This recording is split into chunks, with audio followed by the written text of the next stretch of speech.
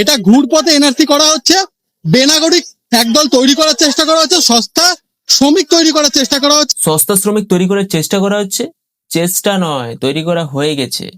তুমি অন্যান্য রাজ্যের দিকে একটু তাকিয়ে দেখো, কম বেশি সব রাজ্যে তুমি পশ্চিমবঙ্গের ওই শ্রমিককে দেখতে পাবে।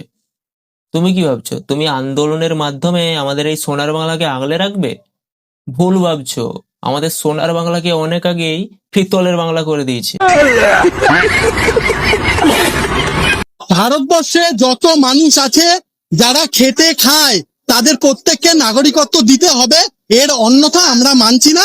আমরা পথে আছি, পথে থাকবো। ভারতের মধ্যে একজন বৈধ নাগরিকও খেটে খায়, একজন অনুপ্রবেশকারী অবৈধ নাগরিকও খেটে খায়।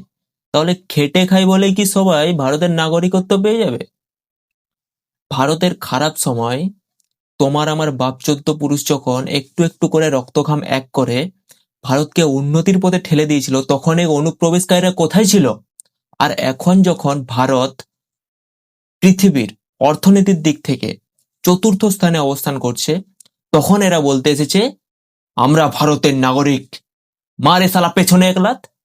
দাদা, তুমি তোমার জ্ঞান না তোমার গুঁজে রেখো।